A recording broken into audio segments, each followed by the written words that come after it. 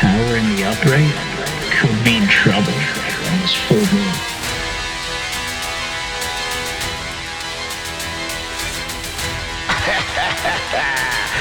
Call it a result of your poor decisions, naive actions you take towards your very own people, you cowards. What's going on, everybody? Welcome to The Shuffle with Kimberly Epphone. I don't want to even call this tarot. Even though it's based on the idea of tarot, it's really combining different people I've seen and come across throughout my life, the lessons I've learned from them, for better or worse, and how I took away a positive or negative reaction from it, and how I was able to grow through wisdom. Now, it could be people I've met in real life at some point. It could be people I've just encountered online. It's a combination of both, and I combine my sense of humor, mostly dark humor, with psychology, and these different scenarios based off of real life people in different situations. And for their protection, I've used AI generated images so that anything portrayed in the message protects the identity of the individual, whoever it was inspired by. But I got these playing cards. This is my first official deck. It's from makeplayingcards.com. This is a Chinese company, and these guys do a pretty good job, I must say. It wasn't delivered by Canada Post. It came late at night, and I was so excited for it because I was kind of getting pissed off about some things. And then this came in, and I was like, hell yeah, these guys are awesome. The only thing these gentlemen are missing are capes, because the fact that they can deliver this late at night like that, and it wasn't even from Canada Post, that's awesome. It came from China. I don't know who delivered it, but it came. The deck that I created on this website for myself is called Pawn. It's the Wisdom deck by Kimberly Epphone. And it's just something I created to make a video or two and hopefully give people some good constructive advice, or just at least give them a few laughs, because even though nothing I put in here is seriously, there's one healing card where I take it very seriously, and the other 34 cards are complete jokes based off of different scenarios and people I've encountered. But we're going to shuffle this and we'll get into the jokes. There's only one healing card. Now, it combines psychology with dark humor and these lessons I've learned to apply wisdom and guidance to people who may experience these feelings but don't really know how to approach them, how to face them. I also put myself into one card on this, and I don't believe it's the first time it's been done, because I've seen another reader. I'm not going to blatantly accuse them of putting my face to it, but it looked an awful lot like me.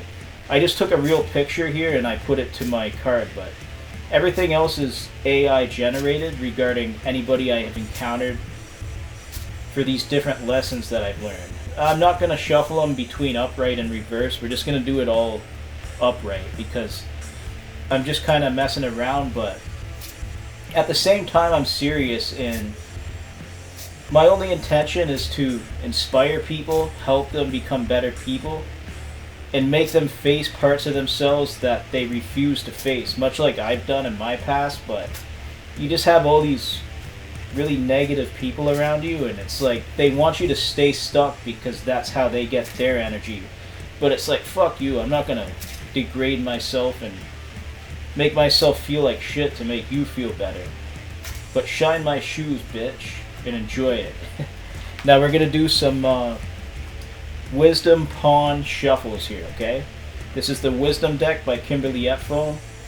I would consider possibly marketing decks if people ever wanted to buy them and they value my advice and input, but for now we're just having fun. There are 35 cards in this deck. One from the middle, one from the top, and one from the bottom. That's the first three. Do three more. One from the middle, one from the top, and one from the bottom. That's the second. One from the middle, one from the top, and one from the bottom. Let's do four more. One from the middle, one from the top, one from the bottom. So that's 12 cards. I'm gonna do 3 more. Let's do 15. One from the middle, one from the top, and one from the bottom. So like I said, we're being funny and we're just telling jokes because I know we're funny here and we love jokes. But I'm just kind of joking around. And I also take it seriously in some aspects because when I get into the psychology-based content here, I really, really do have a strong desire to help people. For those who are willing to learn. Not everybody wants to be helped, but anyways. We're going to do these 15 different cards. This is from the Pawn deck. It's the Wisdom deck by Kimberly Epphone, baby. Kimberly Epphone Hunter III. What is the first card? We have the Superior Interior Decorator. Now this is somebody who was playing in my energy. It's based off of somebody who was playing in my energy a lot and they wanted to compete with me. They're not a musician themselves. They've never played a musical instrument a day in their lives. They're a reader. I'm not going to say who it is. All I'm going to say is they were very, very competitive with me and they were competing for my so-called crown. They wanted it for themselves. They wanted to humiliate me, degrade me, and dog on me all the time. So they started making fun of everything I do and everything I say.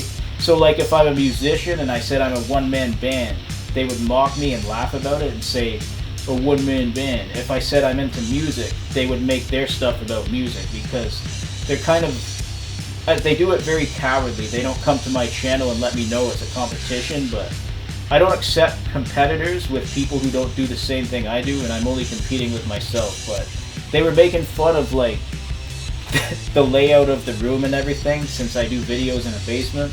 Not that I give a fuck, but I took a lesson out of it. And I thought, wow, okay, so let's take a lesson out of that and turn it into a tarot deck. I thought it would be kind of funny, and that's exactly what I did. We have the Superior Interior Decorator with the Joker there juggling, being the jokester that he is. And I'm going to read what it says on the card.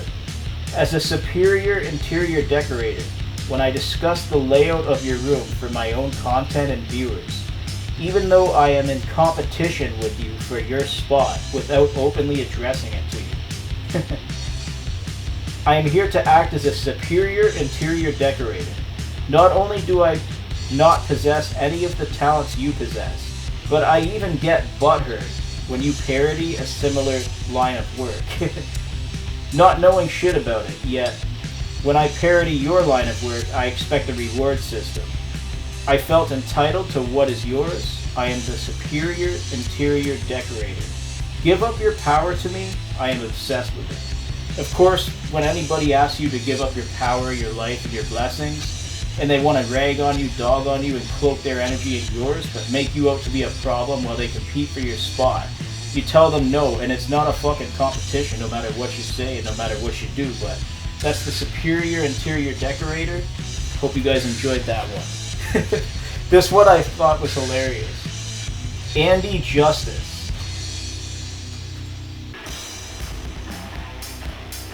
The card is called Andy Justice, and it's got the whiskey bottle there with 3 justices. I'm going to read what it says. The Andy Justice card says, I am not a victim of circumstance. I am a victim of self-induced karma. The universe hears the injustices I provide and pays them back tenfold. Oh no! Here comes Andy. Andy Justice, punisher of the unseen, consuming me like an endless bottle of whiskey. Bottoms up. Cheers from Canada. Oh, I was hoping this one would come out. We have the Stanley Stay Puft card. And see how it's got the creepy guy? The portly looking fellow with his binoculars peeping, like a peeping Tom. He's a little obsessed with somebody's life. And he's always watching. He's obsessive, he's weird, he's creepy. He wants to compete, but I don't think he's a competitor. Let's read what the card says. The Stanley Stay Puft card says, lurking, creeping, and weeping. Even when you're sleeping, Stanley Stay Puft can become problematic towards me, but beneficial to being creepy and weird. When I see the freaky deaky pop up, I say, alright, let's play that card. Let this bitch stalk one of my other enemies, even if he or she is one of my own. Now, how I interpret that is, when you have two different groups who are hating on you, not for a logical reason, and I'm just going to remind you that you are wrong with your justification, it's your fault and your burdens are yours to carry. One person who's hating on another person might both hate you equally, but it works to your advantage when they just tear each other apart. And that's what we always hope for when, even though they're a fucking asshole, and it's not our fucking fault for the shit they do and the envy they feel, you can tell them to go fuck themselves, and that I don't give a fuck about your burdens, and your burdens are yours to fucking carry always, motherfucker. But that's just for that. And now let's get into this other one. Now see how I got a little riled up, and we do have the healer's card. This is what it's all about. This is the only card I took seriously, really, because it's really speaking from a point of authenticity and hoping to help people heal when they need healing. And you could say shit like, I'm not healed, but you're poking at me every day, so it's like you're a fucking asshole. And I'm fine without you, but if you're gonna poke at me, I'll remind you of what the fucking asshole you are. But I'm not gonna break your legs, I'm just gonna let you know you're a piece of shit, and you have no right to bother me, but you do it anyway, so don't get locked up, convict. But regarding the healing card, it says, you have been hurt and you sometimes hurt others. Forgive yourself. Forgive the ones who hurt you. Don't let your past consume you. You got this. Now why it has the leaf there is because I had a dream a long time ago when I was exploring spirituality. And in the dream I came across this sort of leaf. It looked just like this. And I was out walking and I came across this leaf and somebody pointed me to the leaf and I picked it up. Then when I woke up, I felt like life was never the same again. I felt like it was God's way or the universe, divine's way of telling me my life would never be the same again, and I had a spiritual awakening. And ever since, I've been different. And as I grow stronger through my spirituality, faith, things become more difficult with these monsters around me, but I don't give a fuck about them, and their burdens are always theirs to carry. I'm not going to make sacrifices for somebody who just eats off my plate. They can go fuck themselves. And now we have the next card here. The validation vacuum, once again. And it was talking about what I said. It was talking about what I said with people expecting to take their problems out on you. It's like, no, motherfucker, your problems are yours. And if you have to go to jail because you did something wrong, you're not going to make me your problem. It's your fault for what you did, and I'm holding you personally accountable for your actions. But the validation vacuum says, if you want to manifest success, but you do not have any talent or skill, come see me. I will use my connections from hairdressing school in order to get you started on the media platform of choice. We have an entire team of people without any skills or talents at all under our wing. Trust me, I can promise you guaranteed growth. Now, there's a woman on a certain platform, I'm not going to say who, but I knew who she was. And she said, come to me, I can promise you instant success. All you got to do is say what I say and accept my money. Sit back and enjoy an easy ride. It's an easy come up, it's a free ride because of my hairdressing connections in school. It's like, no, motherfucker, I don't think you understand. I'm not making any sacrifices for any of you motherfuckers. But the validation vacuum just really expresses that your burdens are yours to carry. My name is not meant for your come up. My energy is not meant for your come up, and you can't cloak my good energy and your platform to make me look bad and you look good. But when I call you out for what it is and I tell you, hey motherfucker, what you're doing is wrong and I don't appreciate it, and I'm going to hold you accountable, you can't pass judgment on me for being a bitch and or a pussy because your burdens are yours to carry. But with this validation vacuum, it's like, no, you're not going to take my energy to manifest something when it's my energy. And if you don't go to jail, you can just sit the fuck down, as far as I'm concerned. We have my own worst clapback. It's got the shadow boxer.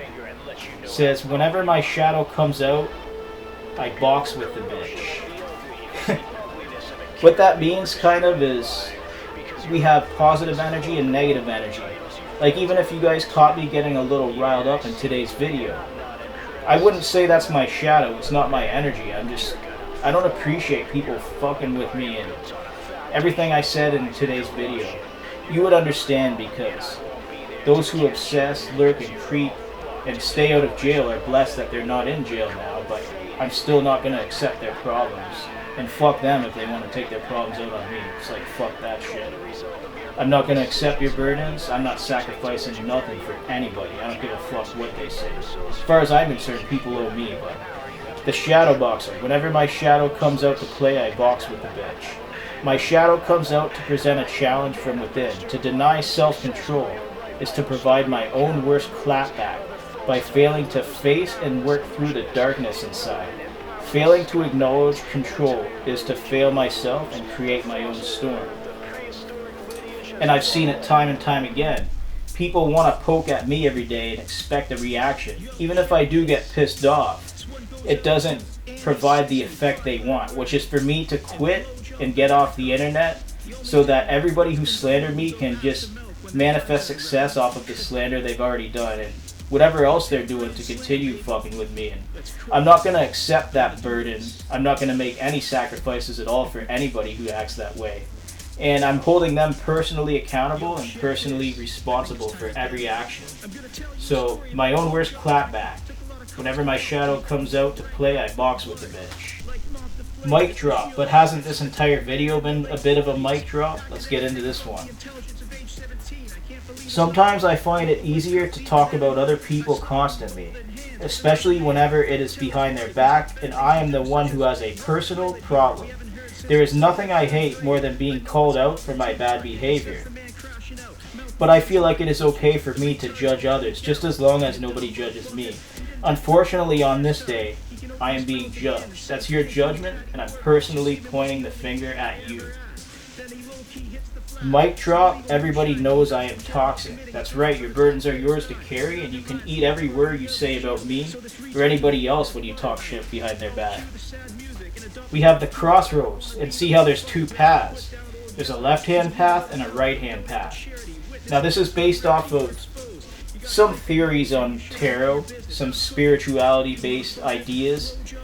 It's really, people who are tapped into spirituality will know what it is. The crossroads card says, there is no going back from the path which led us to our current destination.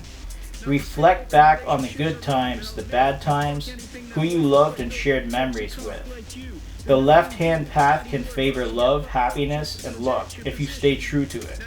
The right-hand path promises instant financial wealth and business growth. Yet you let go of love, luck, and happiness to choose instant gratification. My advice is to take the left-hand path. So it's like you may be presented with an opportunity. A lot of people are willing to fuck over their own friends or loved ones just in order to get a cheap come up, whether it be money, fame, success, validation, whatever they're going for. And it's all just bullshit. You want to take that left-hand path and remember the people who were good to you, but also remember the people who weren't good to you.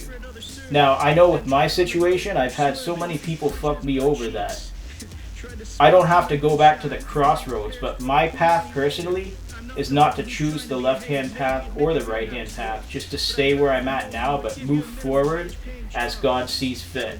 So whatever tomorrow holds is what tomorrow will bring for me, but I'm not accepting anybody's burdens, and I don't give a fuck what they say. If they took somebody like me to the crossroads, they're going to have to answer for their karma. And I'm not sacrificing shit for anybody. I was hoping this one would come out. Dirty Dick Willie. This is an AI generated image, and I'm not going to say who inspired it, but it's certainly a problem, and I just got to say, the guy's too much. This is what it says. I went on a live broadcast and told all of my viewers you have an incurable STD, as well as did a lot of inexcusable things to provoke a reaction out of you and make you upset. Playing the race card won't get me out of this one because I know that you are into black girls. Yet we have never even met, and I claim to know your sexual history to my viewers. Being gay has nothing to do with it, but you also are only attracted to women. My name is Dirty Dick Willie, and I feel like I can get away with doing anything to anybody, with zero accountability. P.S. I have the nerve to be mad at you, even after my inexcusable actions. Well, Dirty Dick Willie, when you go on a live audience and tell everybody that someone has an incurable STD, and every one of them digest the message and fall into that belief system, you're telling a bunch of people that a guy has an incurable STD when you've never met them. So who the fuck are you to say that? And if you're somebody with an important title, man, I hope you don't get fired, Dirty Dick Willie, but you feel like you're untouchable, and no, you can't say that shit about me. And you can't make fun of me and cloak my energy in yours. Because it's pussified, it's bitchified, and you're not a competitor. Don't you ever forget that, Dirty Dick Willie. I hope you're listening to that now. Count Drac catches the clapback, and I find that very interesting how it came out right after the Dirty Dick Willie card. You could say Dirty Dick Willie revealing himself is a clapback in itself, but I don't know if I want to call it a clapback, because it's just something that somebody did to destroy another person's reputation without knowing them or ever meeting them. But their expert advice and expert opinion on our sex life doesn't hold any weight because we've never met them. We're not gay like they are. Not that there's anything wrong with being gay, but there's a lot wrong with telling people somebody has an STD without being questioned. So it's certainly problematic, Dirty Dick. But Count Drac catches the clapback. Whenever I hurt others, I get giddy, witty, and feel questionably pretty. I rejoice in others' hardships, yet whenever hardships come my way, I cannot take it. I now know that when I destroy other people and get away with it, that I could never walk or last a single day in their shoes. I have done so much to hurt people, and here I am crying whenever somebody tells me I had a bad hair day on Twitter. Clapbacks make me cry, I have no supply.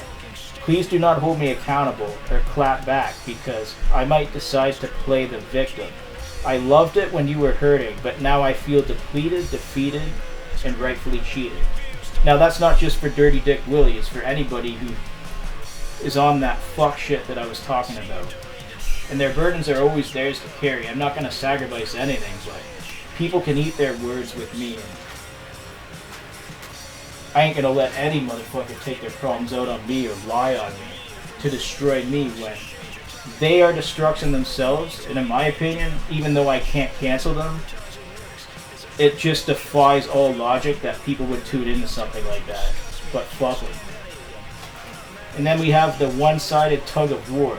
It's like, I'm a peaceful person. I'm not trying to fuck with anybody. I'm minding my own business. But you're making an issue intentionally just to be a pussy, bitch, and competitor.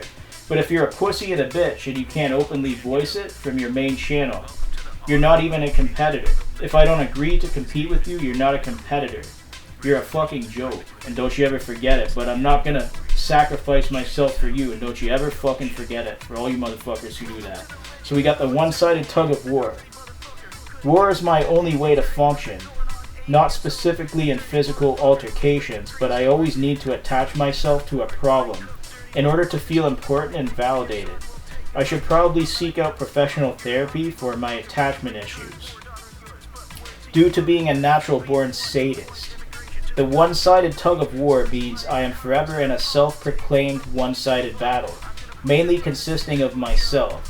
If I abuse somebody every day and think it is funny, one day that individual may stick up for themselves, which activates pleasure centers in my brain receptors. But unless I bully somebody for 335 days in a row daily, they probably are not thinking about me, so I feel lost in the one-sided tug of war. Yet their burdens are theirs to carry, and they're at war with themselves.